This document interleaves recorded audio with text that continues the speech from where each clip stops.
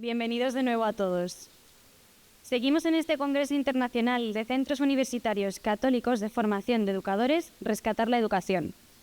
Tiene la palabra la vicerrectora de Profesorado y Calidad de la Universidad Católica de Ávila, Begoña Lafuente, quien nos presentará al siguiente ponente. Recordamos que aquellos que lo deseen podrán escribir sus preguntas al ponente para que puedan ser formuladas en el tiempo destinado al coloquio. Las azafatas estarán disponibles para recogerlas y entregarlas al moderador. Gracias. Muy buenos días. Es para mí un placer poder presentar en este primer Congreso Internacional de Centros Universitarios Católicos de Formación aquí en Valladolid, organizado por la Escuela Fray Luis de León y la Universidad Católica y las otras universidades colaboradoras, al ponente que hoy se encuentra entre nosotros, Francesc Torralba.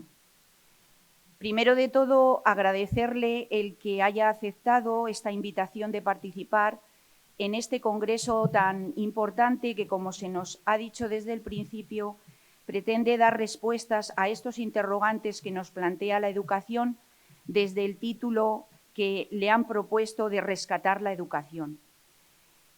A Francesc Torralba nos une también la amistad, más la mía hacia él, quizá de los años que también estuvimos en Barcelona y que tuvimos ya la oportunidad de conocerle, siendo ya él un iniciador de una propuesta también dentro del mundo de la universidad, bien planteada, y también pues empezamos a conocer sus libros y desde entonces también yo como pedagoga pues ha sido una admiración y el conocerle más a través de sus libros. Francesc Torralba es doctor en Filosofía por la Universidad de Barcelona, es doctor de Teología por la Facultad de Teología de Cataluña, es doctor en Pedagogía por la Universidad Ramon Llull, tiene una extensa actividad docente e investigadora en la que es capaz de alternar esa actividad docente dedicada a los alumnos con el oficio de escritor y de divulgador de su pensamiento, un pensamiento que va orientado hacia la antropología filosófica y ética y enmarcado en el personalismo contemporáneo. Aquí casi todos, por eso no es solo conocido para mí, sino para casi todos los que posiblemente estamos en este auditorio, posiblemente, como digo, por haber leído alguno de sus libros. Y numerosas conferencias también que ha dado en congresos, cursos, y por ello es admirable la generosidad porque siempre acepta, en esa que también decía en la anterior conferencia, porque tiene una vocación al servicio de todos y de la educación. Dirige también la Cátedra de Pensamiento Cristiano del Obispado de Urgell, es director de la Cátedra Ethos de Ética Aplicada en la Universidad Ramon Llull, que está dedicada a la ética de las organizaciones. Forma parte y preside numerosos comités, el Comité de Ética Asistencial de Domus en España, comité en el Observatorio de Ética de Aldeas Infantiles SOS, es miembro académico de número de la Real Academia Europea de Doctores, miembro de honor del Consejo Superior de Doctores y Doctores Honoris Causa, es miembro consultor del Consejo Pontificio de la Cultura de la Santa Sede, nombrado por Benedicto XVI, miembro también de la Junta Directiva de Aldeas Infantiles SOS en España, forma parte del Consejo Asesor del Grupo Mémora, miembro del Comité de Ética del Complejo de Salud Mental de Hermanas Hospitalarias de Benito Beni, colabora en numerosas revistas y también él mismo dirige alguna de ellas. Y bueno, por decir algo también de sus numerosos libros, ya sabemos que es un autor prolífico, tiene más de 1.500 artículos, también más de 100 libros ya publicados. Quisiera en este momento, pues quizá también por la amistad, Pues únicamente podría nombrar muchos. El último que me había dedicado con gran cariño era el de Inteligencia Espiritual y Deporte, pero justamente he observado que ahora en octubre pues ha sacado, supongo que un libro muy querido por él, que es No hay palabras, asumir la muerte de un hijo. Posiblemente también sabíamos que hace un año falleció su hijo y entonces pues me ha impresionado mucho pues ver que hacía poquísimo que había sacado con esa facilidad de palabra y como él dice al inicio de su libro, pues cada uno necesita expresarse, tener ese desahogo que se puede tener de palabra o escribiendo. Y el caso de él es esa facilidad que tiene, que permite que lo complejo hacerlo fácil, y ahí está su libro, ¿no? Donde pues es conmovedor y es precioso porque al final, ¿no? En el epílogo pues nos dice también que la muerte de un ser querido nos hace más humildes, más magnánimos y compasivos. Y entonces, bueno, pues eso es lo que quizá yo en lo que siempre de mi amistad, aunque sea más intelectual o de habernos conocido de otra manera, pues es lo que había observado siempre en él, ¿no? Y por ello, pues bueno, pues también es un gusto poderle tener aquí. Siempre que le hemos invitado en otras ocasiones y desde universidades católicas también ha estado dispuesto. Y por ello, pues muchísimas gracias y te damos la palabra pues para iniciar la conferencia que lleva por título Formar personas, un proceso infinito.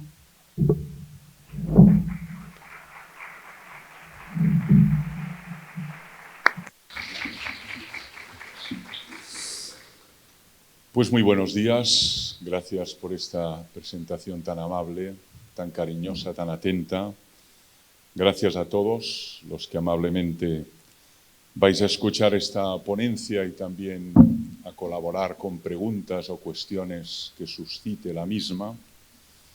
Y gracias a la iniciativa de poder organizar un congreso con un título tan sugerente, que se trata de rescatar la educación. Yo voy a tratar de reflexionar sobre una palabra, sobre todo, que además es un proceso al que unos estamos entregando nuestra vida, que es el proceso de formar a personas.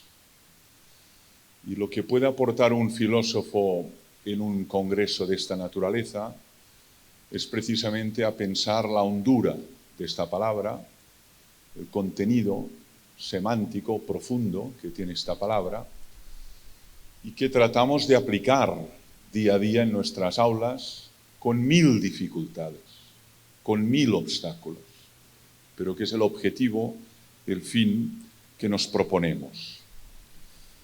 El título del congreso, el lema, me parece muy indicado.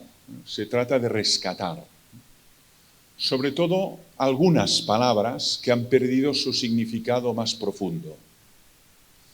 Decía el último hombre, esta figura tan simbólica que aparece en el Así habló Zaratustra de Nietzsche, que el último hombre es aquel que reduce las grandes palabras y que al final las maneja como palabras irrelevantes, ¿no? La palabra libertad, o la palabra felicidad, o la palabra educación. Y de lo que se trata es precisamente de recuperar el significado de esas palabras, su hondura, para reconocer también la nobleza de quienes nos dedicamos a formar a personas día a día, todos los meses del año, con 1000 obstáculos y adversidades, ¿no? Y eso es lo que voy a tratar de hacer, ¿no?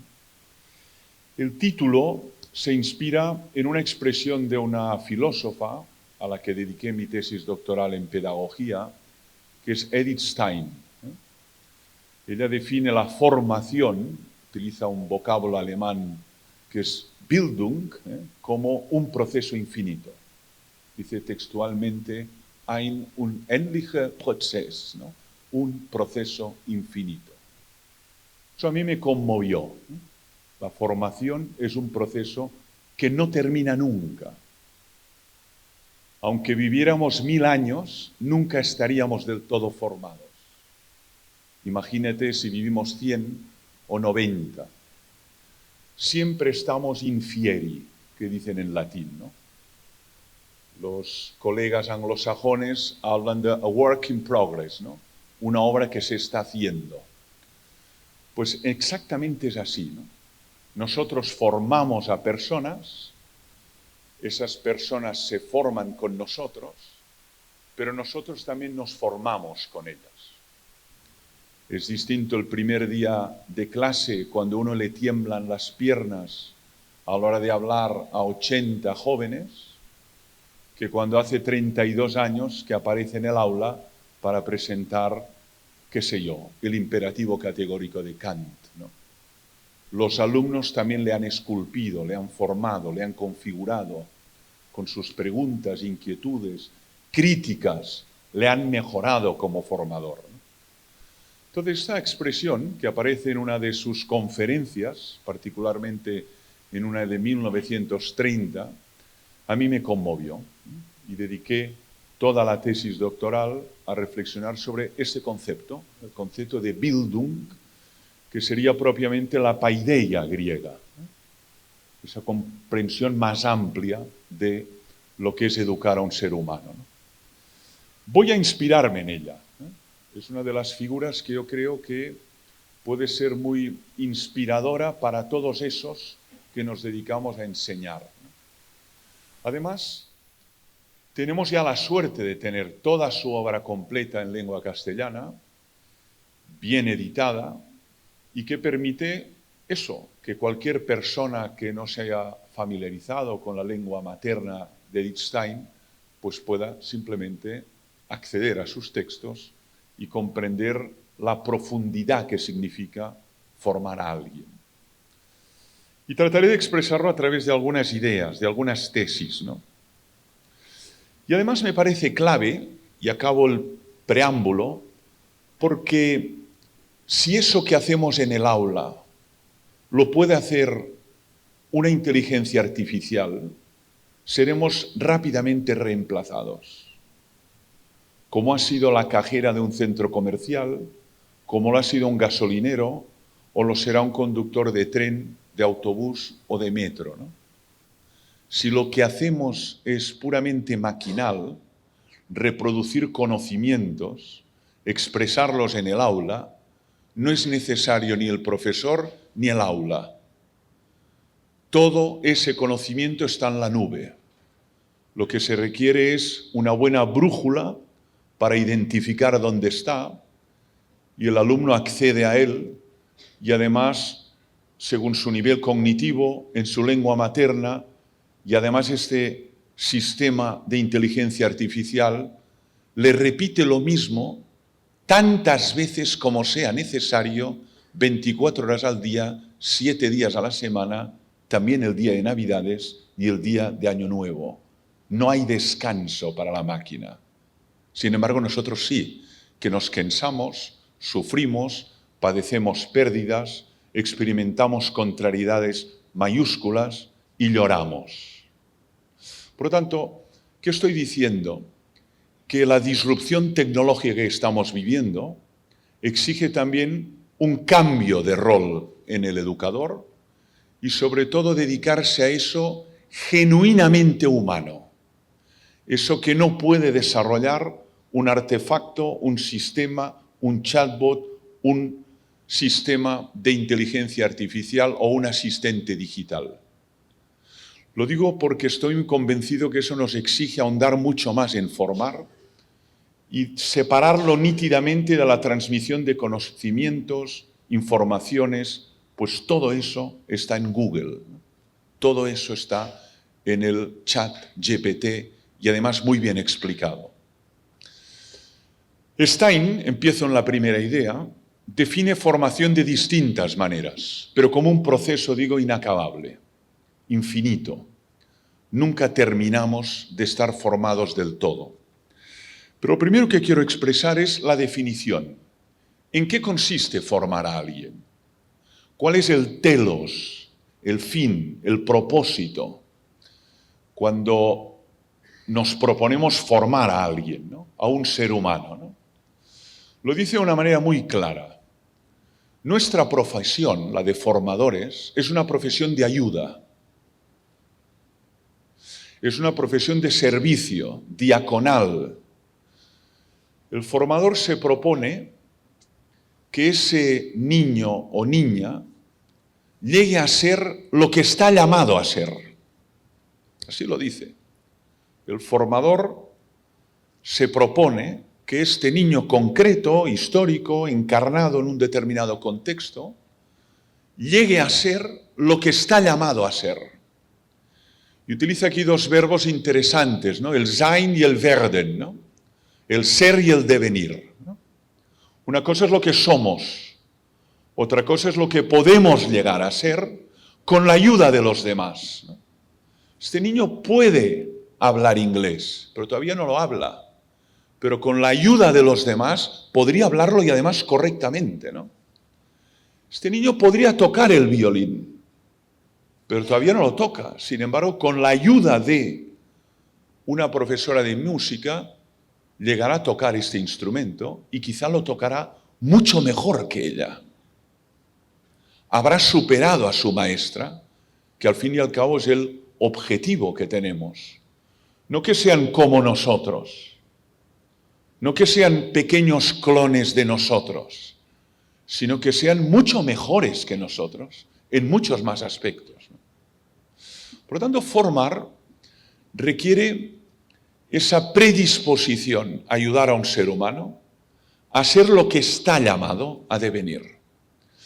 En esta expresión está precisamente la noción de ser llamado. Stein utiliza el término anruf, llamada, vocatio en latín, ¿no? Antes hablaba el señor obispo de vocación, ¿no? Es una palabra desterrada también, exiliada del ámbito educativo. Aquí nadie experimenta la vocación. No sabemos lo que es la vocación, ¿no?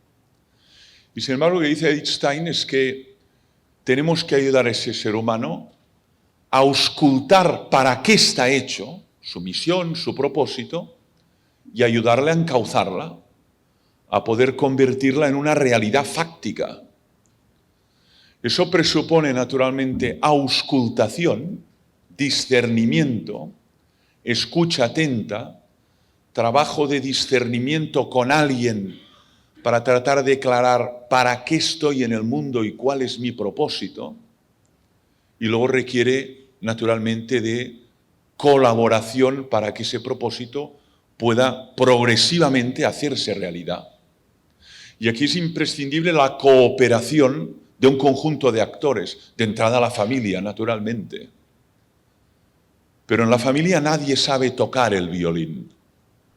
Y ese niño tiene verdadera pasión y vocación por el violín. Afortunadamente en esa escuela alguien le enseñará a hacer los primeros movimientos en el violín, ¿no? Y al final sabrá tanto que esa maestra le dirá, yo he llegado aquí, pero en el conservatorio hay personas que son verdaderamente hábiles en este instrumento y podrás seguir tu proceso de formación. Por lo tanto, en cualquier caso es ayudar. En ese sentido, nuestra profesión forma parte de las profesiones de ayuda, de lo que los americanos denominan the helping professions, ¿no? Como la enfermería, como la medicina, como el trabajo social, como la educación social. Estamos a disposición, ¿no?, de ellos y de ellas. A veces se invierten los papeles. Lo veo especialmente en algunos padres y madres, ¿no? Yo lo que quiero es que este niño sea como yo. Esto es de un narcisismo inaceptable. Yo lo que quiero es que este niño, que es mi hijo, se convierta en lo que yo deseo que se convierta. El niño no es un recipiente de nuestros sueños frustrados. No es un recipiente de nuestras expectativas. Es un sujeto de derechos, llamado a desarrollar un proyecto, pero solo no puede. Porque es muy vulnerable, es muy frágil, muy heterónomo, muy dependiente, como lo somos todos al nacer. y necesita de una comunidad de acogida que le permita desarrollar ese proyecto. Eso es formar a alguien. Esa es una primera definición que no voy a desarrollar más, pero voy a una segunda para tratar todavía de precisar más la magnitud de este concepto, que va mucho más allá de la transmisión de conocimientos y la adquisición de habilidades, destrezas, que son necesarias para la vida. Saber conducir, saber moverse en un teclado, tener las competencias digitales, las habilidades físicas, las habilidades lingüísticas, las habilidades orales. Es más que eso formar. Dice Stein que es desarrollar las posibilidades latentes que hay en un ser humano. Die Möglichkeiten, las posibilidades, ¿no? Esto es muy interesante, porque todo ser humano, ya lo dice Kierkegaard, ¿no?, es una síntesis de necesidades y posibilidades. En todos los niños que tenemos en el aula, y los 250 universitarios que tengo cada semana, el lunes a las 8 ya, en ellos hay posibilidades y necesidades. Y en cada uno hay unas necesidades y posibilidades particulares, ¿no? A veces hablamos de niños con necesidades especiales, porque tienen necesidades mucho más enfáticas, graves, permanentes, y requieren, por lo tanto, de más atención, dada su vulnerabilidad ontológica. Pero no hay ser humano sin necesidades, no existe, no ha existido nunca. Tenemos sed, tenemos hambre, nos cansamos, deseamos ser reconocidos, deseamos ser amados. No existe ser humano sin necesidades, no ha existido nunca. Pero tampoco ser humano sin posibilidades. Es una cuestión dialéctica. Entonces, ¿qué es formar a un ser humano? Muy interesante lo que dice, ¿no? Es identificar bien cuáles son sus necesidades, pero también entrever sus posibilidades. Puede llegar a ser un buen orador, puede llegar a ser un buen médico, puede llegar a ser un buen cómico o humorista, y además necesitamos cómicos y humoristas. Pero alguien debe poder ver ese poder ser de esa persona. Aristóteles hablaba de la potencia, en cambio Kierkegaard habla de la posibilidad. Para realizar esa posibilidad se requiere un entorno, lo que Husserl denomina un Umwelt, un mundo circundante amable, porque si no se abortan esas posibilidades.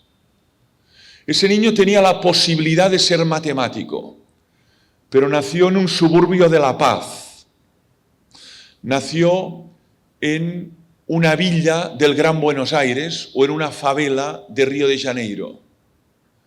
Y a los 5 años ya estaba recogiendo cartones para llegar a casa con $1 y evitar la paliza de su padre si llegaba sin $1.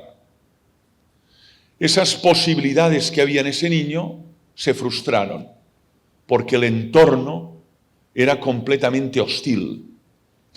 Aquí es especialmente interesante la imagen neotestamentaria de la semilla y la tierra. Da para mucho esta imagen. Una semilla requiere de una tierra porosa, húmeda, esponjosa, para poder arraigar y que emerja de ella un tallo. Por potente que sea esa semilla, aunque fuera la semilla de un roble, o de un álamo, o de un pino, esos pinos romanos que llevan ya 1000 años existiendo, o 2000, estuve en Roma la semana pasada y vi esos pinos, digo, estaban ya con Julio César estos pinos aquí, ¿no? Y dices, pero este pino fue una semilla, y si hubiera caído en una superficie de alquitrán, pues se hubiera podrido, ¿no? Para llegar a ser lo que está llamado a ser, ha necesitado una tierra fértil.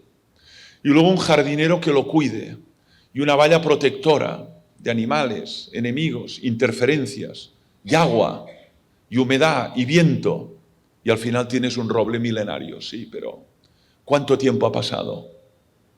Es un proceso infinito, y en ese proceso infinito nos vamos pasando la antorcha La maestra de primaria pasa la antorcha al profesor de secundaria, y el de secundaria el de bachillerato, y el de bachillerato el de la universidad.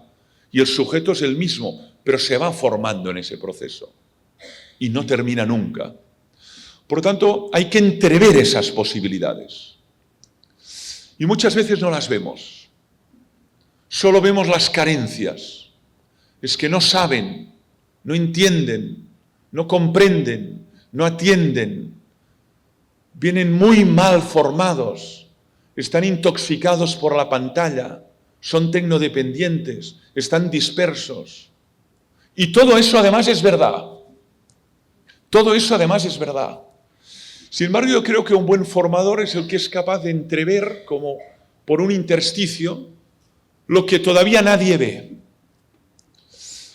Como decía el señor obispo antes, uno puede ver en el paisaje las ruinas, Occidente se descompone, pero puede ver también los brotes, lo que está emergiendo. Y muchas veces solo vemos la ruina, lo que está cayendo y desmoronándose. Yo creo que un formador tiene que ver las posibilidades que hay en ese niño, en esa niña, incluso a veces con muchas limitaciones. Es que este niño está muy enfermo, ya, pero igual puede dibujar lo que siente. Igual no lo podrá escribir nunca, pero igual puede dibujarlo. Es que este niño tiene verdaderos límites en la inteligencia lógico-matemática, ya, pero tiene grandes habilidades manuales. Podría ser un gran lampista, un gran relojero, ¿no? Porque es sumamente hábil con las manos. Ya, pero su padre y su madre lo que quieren es que sea el ingeniero que ellos no fueron, por el amor de Dios.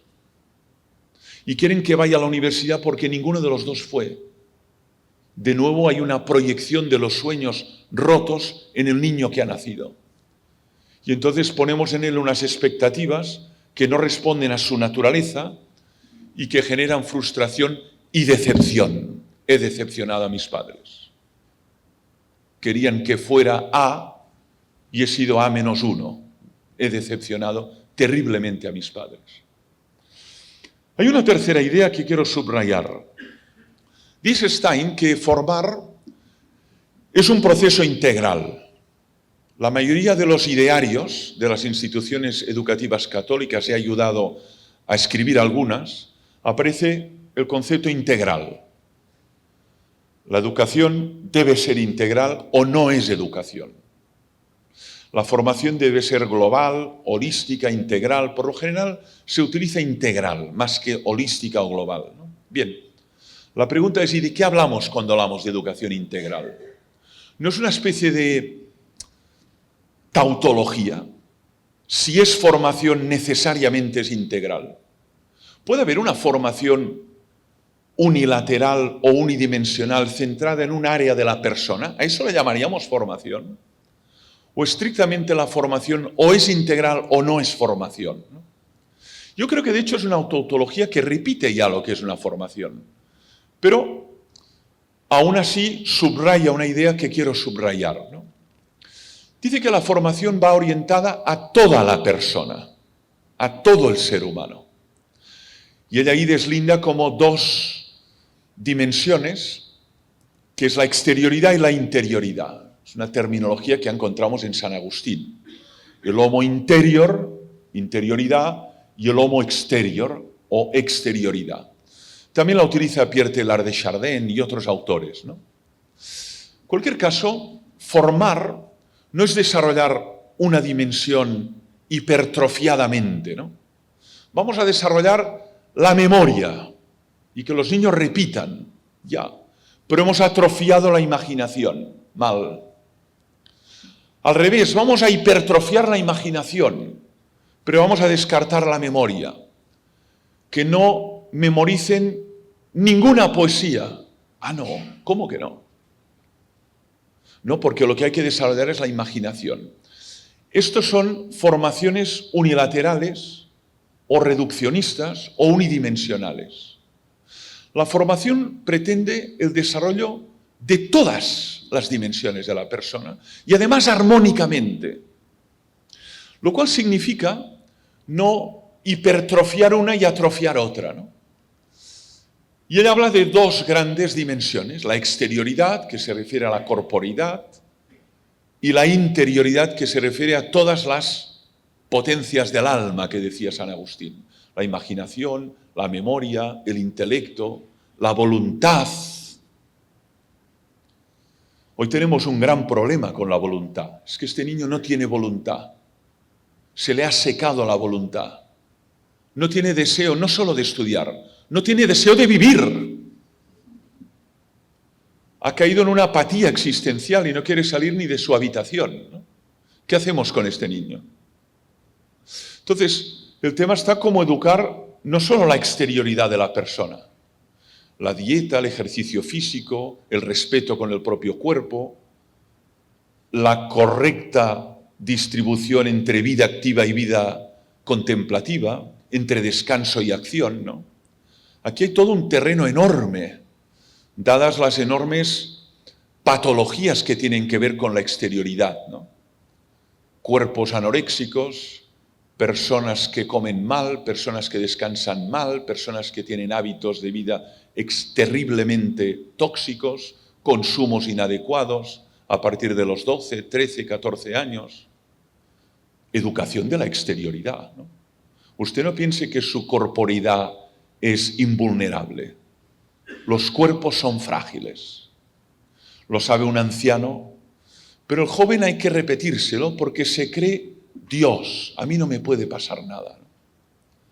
Los que hemos vivido una experiencia tan trágica como la muerte de un ser amado y particularmente un hijo a los 26 años, se hace como una visión clara de la corporeidad humana y de la vulnerabilidad de nuestra existencia, ¿no? Y eso, de ahí entresacas una lección, ¿no? Que es el autocuidado y el cuidado de los más vulnerables, ¿no? Entonces, claro, la exterioridad tiene que ser formada y tiene que ser acompasada y educada, ¿no? Y eso tiene que ver con estilos de vida adecuado, cómo nos desplazamos, qué comemos, cómo ejercitamos. En un área del mundo hay personas obesas y en otra área del mundo hay personas sumamente tan desnutridas que su exterioridad está rozando la muerte, ¿no? Qué paradoja, ¿no?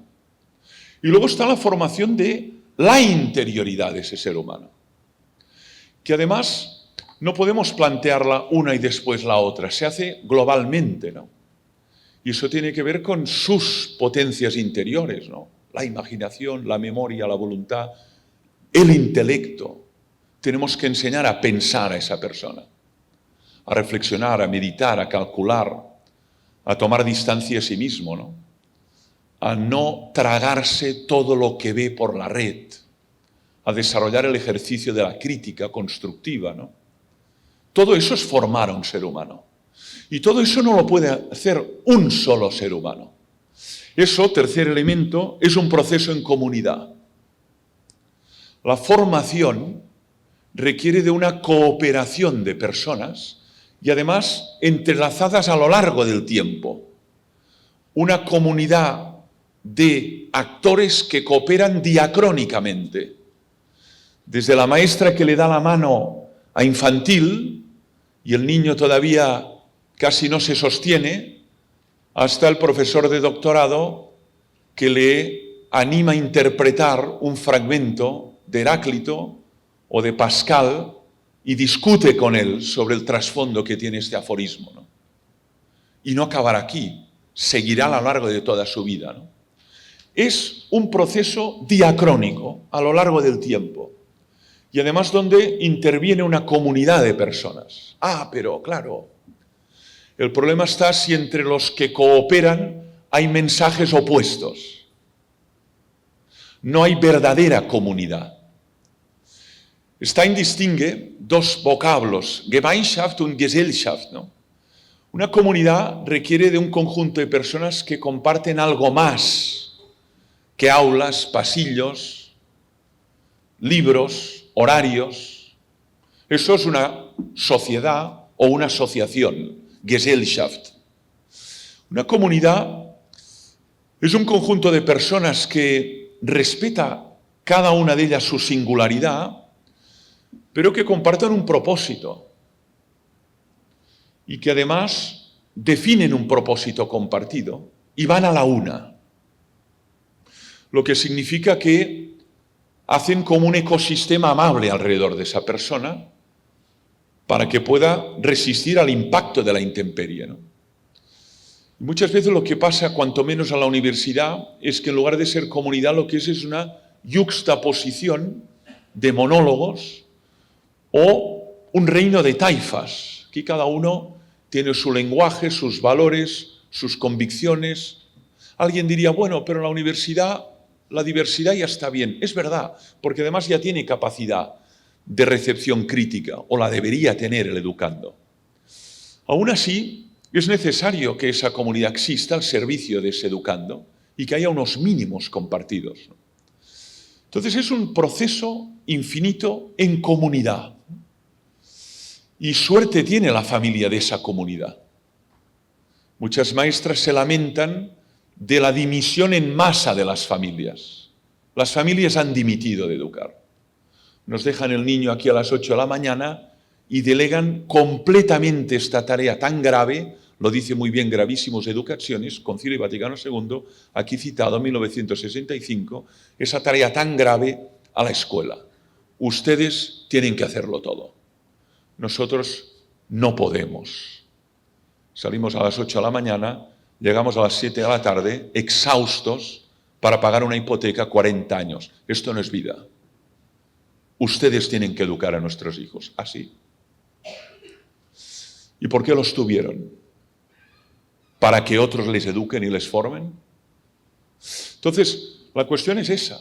Se trata de una cooperación cuyo fin es el bien y el desarrollo de esta persona y de su proyecto vital, de su vocación interior, ¿no? Hay todavía dos elementos que quiero subrayar, ¿no? ¿Qué es formar? Es una obra de artesanía, no es un proceso mecánico como cuando se fabrican coches, iPads o latas de un refresco, ¿no? Cada ser humano es único, la singularidad. Luego, ella define el formar como una obra de artesanía, no se puede hacer en masa. Ese es un gran tema, porque en el aula hay personas distintas. Y el profesor y la maestra debe estar muy atento a la singularidad de cada cual.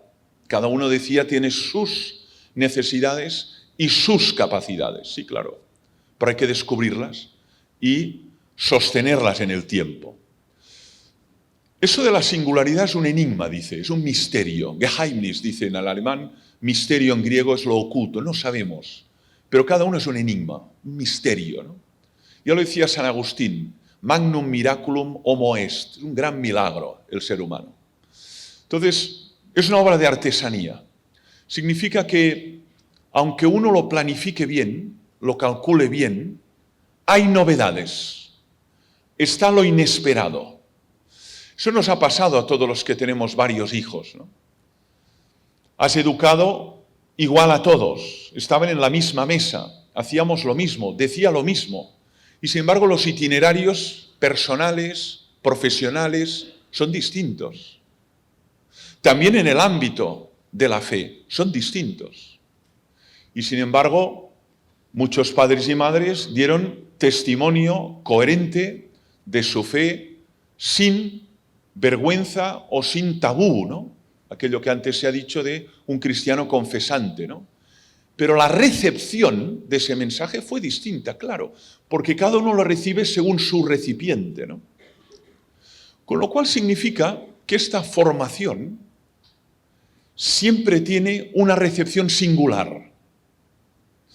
De aquí un mes de estas distintas intervenciones en este congreso, ¿qué tendrá de resonancia en cada uno de vosotros? Pues será muy singular. Quizá alguien diga, a mí se me ha borrado todo. Y quizá alguien dice, yo solo recuerdo una conversación mientras tomábamos café, pero nada de lo que se dijo en el aula o en los talleres, ¿no? No lo sabemos, como nos pasa también en el aula, ¿no? Nos dejamos la piel en el aula enseñando, pero no tenemos ni podemos anticipar qué quedará de nosotros en ellos, qué resonancia tendrá ese texto, ese testimonio, esa palabra, ese consejo en una tutoría o en un pasillo. No lo sabemos. Sin embargo, a veces nos sorprende, porque eso que es para ti menos relevante es lo que ha dejado marca, traza en el otro. Y lo que para ti era tan valioso y te habías preparado a fondo y habías dedicado mucho tiempo a precisar el discurso, pues eso ha sido olvidado o borrado muy rápidamente, ¿no? Por lo tanto, significa que, por un lado, no tenemos que caer en la hiperculpabilización, porque no es un proceso mecánico.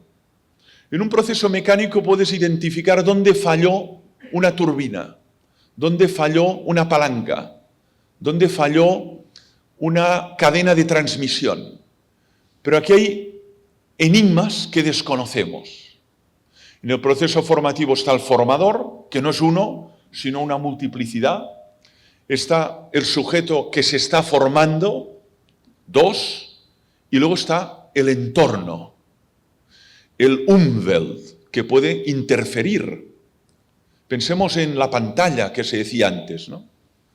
La pantalla es un obstáculo o cataliza el encuentro entre formador y educando. Muchas veces se convierte en un obstáculo, en una dificultad, añadida ya a la tarea de educar, ¿no? Pero lo podríamos transformar en un cómplice. Vayan a buscar un aforismo de Heráclito. Les doy 10 minutos y al azar le haré comentar en voz alta ese aforismo. Empiecen a buscar. En este caso, la pantalla es un cómplice bien gobernada para que se utilice, para que piensen un aforismo de un pensador prosocrático del siglo VI a.C., que también está en la red como todo. Pero gobernado permitirá un diálogo sobre si todo fluye o hay algo que permanece. Por lo tanto, es verdad, es una obra de artesanía. Y voy concluyendo con dos últimas ideas. La primera, la idea de la contrariedad. No porque yo ahora en mi biografía he vivido la contrariedad más difícil que he tenido que enfrentarme, junto con mi esposa y mis hijas, ¿no? Sino porque no hay vida humana sin contrariedades. No hay vida humana sin contrariedades. Lo que pasa es que algunas contrariedades son minúsculas. No encuentro el carnet de conducir, no encuentro el móvil y me vuelvo loco, ¿no? Y otras contrariedades son tan mayúsculas que uno experimenta impotencia, rabia, ira, cólera, ¿no? Y no ve posibilidades de salir, ¿no? Y cuando pasa eso, cae en el vacío y puede caer incluso en la autodestrucción. No veo salida. Es la habitación de Gregor Samsa en la primera página de la Metamorfosis de Kafka, ¿no? No veo salida a esta habitación, siento claustrofobia, ¿no? Donde hay esperanza y respiración. Veo salida, veo un hueco, veo una grieta en el muro. Y no puedo salir, pero al menos veo luz y respiro. Entonces esto me parece clave, porque tenemos en el aula la generación de cristal, de vidrio. Se deshacen, se rompen, se frustran. Les tenemos dentro de cápsulas herméticas que se llaman colegios, escuelas. Y cuando salen, no tienen ni las herramientas, ni los valores, ni las virtudes para enfrentarse a las múltiples contrariedades que tendrán que enfrentar. La vivienda, el trabajo precario, relaciones enormemente frágiles, cambio climático. La lista es enorme. Si usted no les equipa con determinados valores, virtudes, como por ejemplo la fortaleza, fortitudo decían los clásicos, Andreia los griegos, si no le equipa con eso, se va a desmoronar frente a la mínima contrariedad. Porque le ha puesto en un ecosistema tan amable, tan divertido, tan entretenido, tan cómodo, que a la que se abra la cúpula no podrá resistir. De ahí esa idea que yo leí en Unamuno y que me pareció brillante, ¿no? La contrariedad educa. Lo que pasa es que cuando amas a alguien, voy terminando, no quieres ponerle contrariedades. Precisamente se las quieres quitar del camino. Ya, pero al final, cuando se encuentra en ese camino muchas piedras, ramas, no sabe cómo pasar, porque siempre estaba asfaltado y además era llano. Y ahora hace su vida y hay piedras y ramas. ¿Y ahora cómo paso? Nunca me enseñaron a hacer eso. Pues te han estafado. La imagen de la vida que te han contado no es la real. Bienvenido al mundo real. Ya, pero sin herramientas, sin mochila, sin escudo, sin comunidad para enfrentarme a esa contrariedad, ¿no? Claro, Stein sabe muy bien lo que eran las contrariedades. Ya sabemos que fue exterminada junto a millones de judíos en las cámaras de gas, 9 de agosto de 1942, canonizada por Juan Pablo II, a la que tengo mucha devoción personal, ¿no? Por lo tanto, la contrariedad mayúscula o minúscula existe. Formar a una persona para esta vida es naturalmente prepararla, darle los elementos, instrumentos, habilidades para enfrentarse a contrariedades que no puede imaginar y que no siempre pasan a los demás, también te pueden pasar a ti. Eso pasa a los demás, no, también te puede pasar a ti y debes tener la capacidad de poder integrarlas. Finalmente, además de nosotros, ¿quién forma más? Stein tiene una dimensión teológica, es conversa. Sabemos que procede de una familia judía, de una tradición judía, y experimenta la conversión al cristianismo. Dice, leyendo a Santa Teresa de Jesús, vida, ¿no? Probablemente también había otros elementos que generaron esa conversio cordis o metanoia, que hizo que entrara en el Carmelo de Colonia y finalmente asumiera, se bautizara y asumiera la condición de cristiana católica, ¿no? Siempre hay un enigma en el tema de la conversión. Esto se puede aplicar a San Agustín, a Ramón Llull, también a San Francisco de Asís, Newman y, como no, Edith Stein, ¿no? Pero no voy por aquí. Stein considera que además de nosotros, el maestro interior forma desde dentro a la persona. Esto es un lenguaje muy agustiniano, ¿no? Si leen atentamente el De Magistro, que es un librito muy pequeño de San Agustín, allí dice textualmente que el maestro interior enseña desde dentro. Intus docet, dice. Magister interior, intus docet. Intus es dentro, ¿no? Y magister interior ya sabemos lo que es, ¿no? O sea que, además de nosotros, que nos dejamos la piel en el aula, está el maestro interior, que educa desde dentro. Y Stein dice, en ocasiones hay transformaciones que no hay forma de entender. Racionalmente no hay forma de entender. Dice, con estos padres que tenía este niño, ambos en la cárcel, con este contexto en el que estaba ubicado, no me explico cómo es un ser humano honesto, trabajador y entregado a su comunidad. No hay forma de explicárselo. Si fuera un proceso causa-efecto. Pero está lo inesperado. A eso le llamamos la gracia. Lo que llega sin explicación racional humana, ¿no? Eso explica, por un lado, la genialidad de algunos. Dices, ¿cómo podía ser que Mozart a los 5 años tocara así el piano? ¿Cómo puede ser que Picasso a los 10 años pintara así? ¿Cómo puede ser que, Pelé a los 8 años tocara así el balón, ¿no? Seres dotados de una gracia especial que debidamente trabajada llegaron al culmen de la genialidad, ¿no? En música, en filosofía, en el fútbol, en la literatura, en la pintura, en la escultura, ¿no? Dotados, decimos, de una gracia especial, porque humanamente no hay forma de entender cómo era posible sin pasar por el conservatorio, que tocara de esta manera en un piano cuando llevaba simplemente 7 años de existencia. Pero luego hay la gracia de decir, bueno, nosotros ya tiramos la toalla, ya no sabemos qué hacer, ya lo hemos probado todo, experimentamos casi la desesperación con ese niño, con ese adolescente, pero Stein dice, el maestro interior también educa desde dentro. Por lo tanto, puede ser que haya una transformación que no podamos explicar en términos humanos, ¿no? Y que tampoco podamos predecir. En cualquier caso, y termino, dice, el maestro exterior, que somos nosotros, tiene como principal finalidad que el educando se encuentre con el maestro interior. Este encuentro es la fe. Lo dice Ratzinger al principio de Deus Caritas Est 2006. La fe es un encuentro con Dios que lo transforma todo. Lo que tenemos que suscitar es ese encuentro.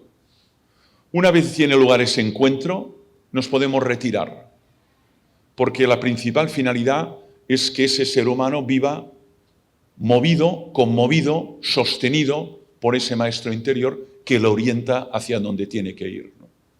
Este es el punto final de la teología, de la formación de Stein, ¿no? Y que en un contexto como el nuestro creo que es interesante rescatar, ¿no? No estamos solos en la tarea de formar a un ser humano. Además de los colegas y cooperadores, Dios forma desde dentro a las personas. Infinitas gracias por la atención.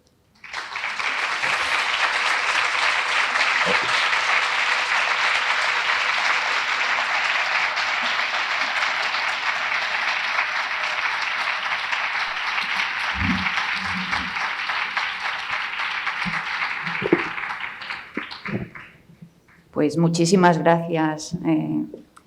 Cómo agradecer, ¿no?, esa claridad, como siempre, esos detalles que cada profesor llevamos a cabo en el aula y que algunas veces pues no sabemos cómo darle respuesta. Así que vamos a ver ahora qué posibles preguntas y si no, pues yo también tengo algunas.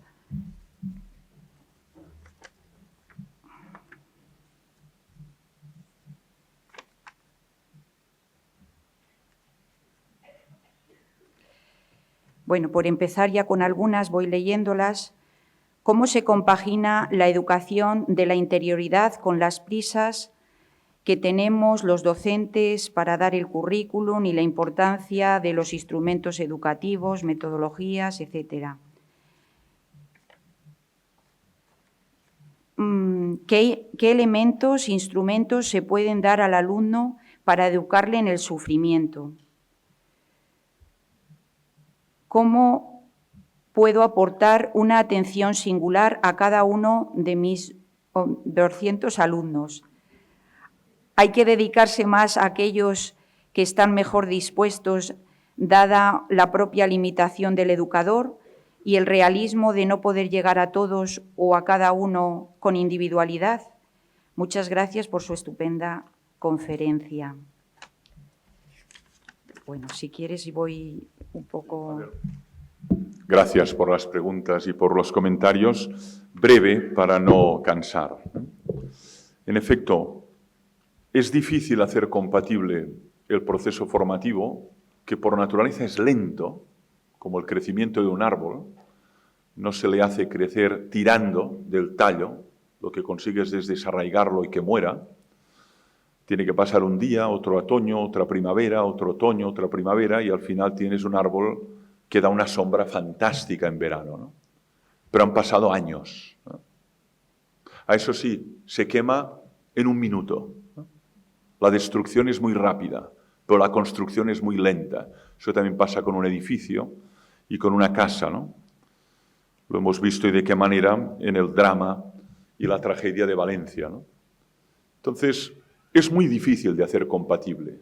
La hiperaceleración a la que estamos sometidos como rasgo de nuestra época, más rápido, todo tiene que ser fast, ¿no? Fast food, ¿no? Todo que tiene que ser rápido, con el proceso de educar que requiere lentitud. Sin embargo, hay algo a favor, entendemos que la educación no es un momento, sino una sucesión de momentos, es un proceso. Con lo cual, te permite una cierta tranquilidad, ¿no? Yo he llegado aquí, tú sigues la tarea con este estudiante, con esta familia, con este adolescente, ¿no? Por lo tanto, es verdad que es un contexto de aceleración, pero por otro lado, el tiempo de educación es muy largo. Empieza ya en el nacimiento y se prolonga toda la vida, ¿no? Y entendemos que todo ese proceso va esculpiendo a un ser humano y le va forjando carácter.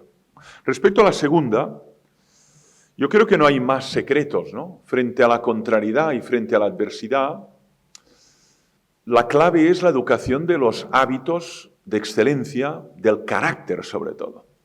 Está subrayando mucho la educación del carácter en contextos norteamericanos, canadienses, anglosajones, algunos de los autores citados aquí en la introducción, ¿no? ¿Por qué? Porque también está la corrosión del carácter, ¿no? Que es el carácter tipo pastalina, ¿no? Este señor está desmembrado, ¿no? Sin carácter difícilmente podrá asumir esas contrariedades, ¿no? Y eso tiene que ver con determinadas virtudes, ¿no? Fortaleza, constancia, tenacidad, perseverancia. Sin eso, ¿cómo va a desarrollar cualquier proyecto? Musical, empresarial, familiar, deportivo, académico. Es imposible desarrollar cualquier proyecto si no está una virtud tan elemental como la tenacidad, la constancia o también denominaban perseverancia, ¿no? Es imposible. Pero mantener un negocio a lo largo del tiempo requiere de mucha constancia, ¿no? Y desarrollar una tesis doctoral. Y ya no digo una vinculación con otra persona a pesar de las incomodidades, incongruencias y defectos que tenga el otro o que tenga yo mismo, ¿no? Por lo tanto, carácter y determinadas virtudes, no digo valores, cualidades excelentes de ese carácter. Respecto a la tercera, ¿cómo compaginar la atención singular a cada ser humano concreto con estas ratios grandes, ¿no? Claro, desde la ley que se citaba en la conferencia de 1857, ¿no? La ley de Moyano, hasta el día de hoy, no cabe duda de que ha habido una reducción de las ratios, ¿no? Algunos de aquí en el aula, cuando éramos jóvenes, estábamos 40 o 45, ¿no? Y ahora eso es inviable, no es viable, simplemente no lo permite la ley, ¿no? Por lo tanto, hemos reducido 25, 24, 26, 28, ¿no? Aún así son, sí, claro que son, pero son menos que. Y además no estamos solos, hay otros docentes, hay tutores, hay personas atentas a esa singularidad, ¿no? Por lo tanto, hay mi mirada respecto a ese ser humano, pero está la mirada del otro, ¿no? Y sobre todo, para mí, hay que subrayar la tutoría. Damos mucha importancia a la transmisión de conocimientos. Eso para mí cada vez tendrá menos, porque esos conocimientos están. Y a veces los puede comunicar mejor un asistente digital o una inteligencia artificial. Sin embargo, la tarea de discernir qué voy a hacer con mi vida, cómo asumo este fracaso, qué hago frente a esta situación que me encuentro, aquí sí que es ineludible la interacción, el coloquio con el tutor, con la tutora, ¿no?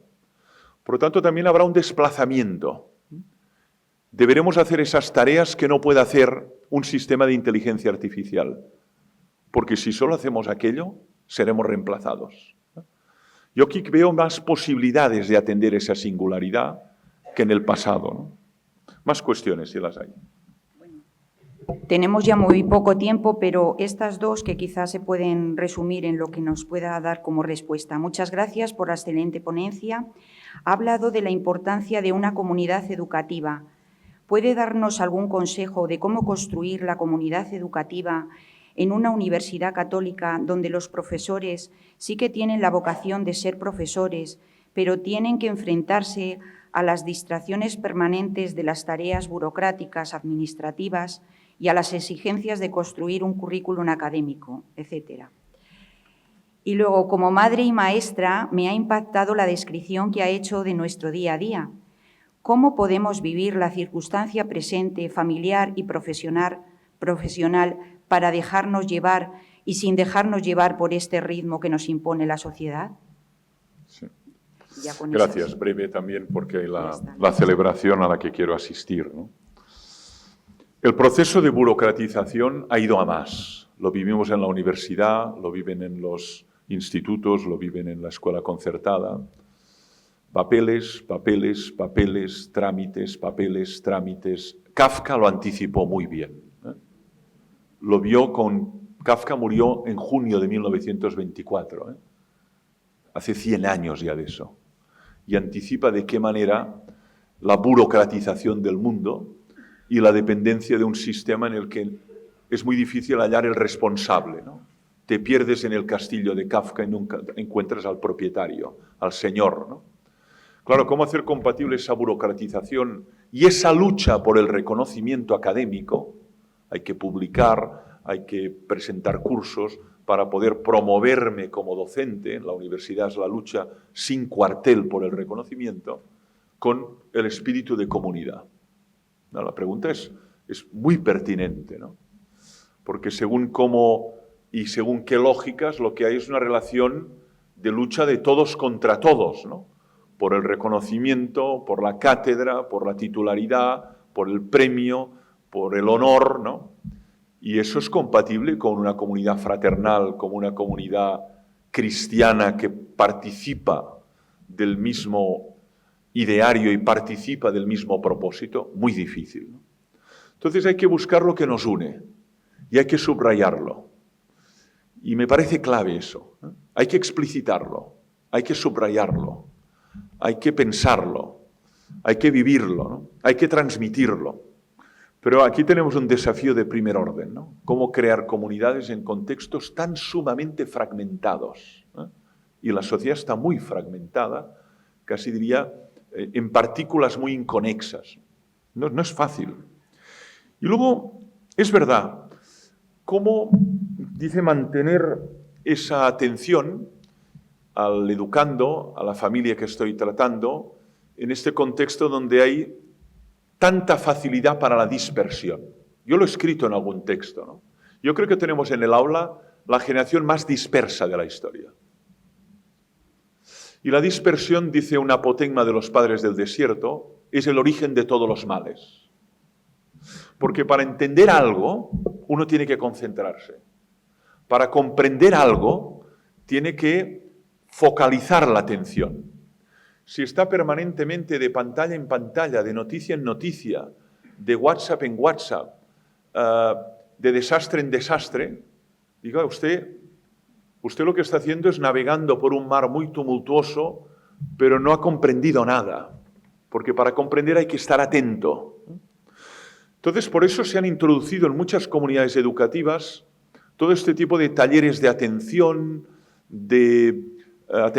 plena, de receptividad, a veces en nombres anglosajones, ¿no? El mindfulness o el heartfulness, ¿no? La idea es que usted esté atento a lo que hace. Si está en una tutoría, con la madre o el padre. Si está con un alumno, con el alumno. No anticipe lo que vendrá. Ahora, en el mundo, no hay nada más que vosotros. Miles de ocupaciones después y miles anteriores, pero ahora en el mundo no hay nada más que vosotros. Cuando uno consigue esa atención plena, rinde mucho más, claro. Está plenamente presente. Lo que pasa es que muchas veces somos ausentes o estamos ausentes. En el aula, en el despacho, en casa, porque estamos en otro lugar, resolviendo problemas de otro lugar y de otro ámbito, ¿no? Estamos ausentes, ¿no? Entonces, este es un ejercicio básico, tratar de cultivar esa atención plena, porque sin eso se sucumbe a la dispersión. Y lo vemos en nuestros alumnos. A mí me resulta mucho más difícil mantener la atención ahora que hace 32 años. Y tengo muchos más recursos gestuales, memorísticos, orales, que cuando tenía 22 años y empecé a salir en el aula, ¿no? Y sin embargo veo que me cuesta mucho más, claro, porque ahora tengo delante un ejército de chicos y chicas con el teclado y la pantalla. ¿Dónde están? ¿Qué están viendo? Están tecleando. Y cuando uno pasea por el pasillo, dice, sorpresa, ese está en un concierto de Lady Gaga, esa está comunicando con una alumna que está haciendo un Erasmus en Estocolmo, y tú en medio del aula hablando del imperativo categórico. Es impresionante, ¿no? Líneas paralelas en la misma aula, ¿no? Y de lo que se trata es de crear un campo de intersección. Aquí nos encontramos. Por lo tanto, eso dispersa enormemente a ellos y a nosotros. El trabajo contra la dispersión es fundamental hoy, porque si no hay concentración, no hay aprendizaje. Hay simplemente pérdida en el vacío, ¿no? Pero para entender algo uno tiene que tener los 5 sentidos allí. Pues muchísimas gracias en nombre de todos los que formamos parte de este congreso y todos los que nos están escuchando por las redes. Muchísimas gracias por la ponencia y también pues, por todas las respuestas que nos estimulan, ¿no? y nos animan a seguir en el arte de formar a personas y de seguir educando en nuestras aulas. Gracias, Francesc.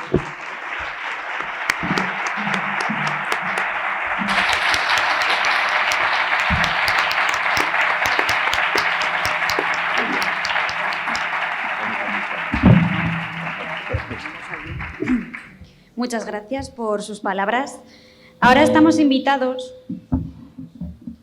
a acudir a la Basílica del Santuario Nacional de la Gran Promesa, donde podremos celebrar la Santa Misa, que comenzará a las 13 horas, presidida por el Obispo Auxiliar de Madrid y presidente de la Subcomisión Episcopal de Universidades y Cultura, Monseñor Juan Antonio Martínez Camino. Rogamos puntualidad. A los asistentes que no son de Valladolid, recordamos que la historia de la Basílica se remonta al Colegio de San Ambrosio, fundado por la Compañía de Jesús en el siglo XVI, siendo uno de los lugares donde el padre Bernardo Francisco de Hoyos recibió revelaciones del Sagrado Corazón de Jesús. Gracias.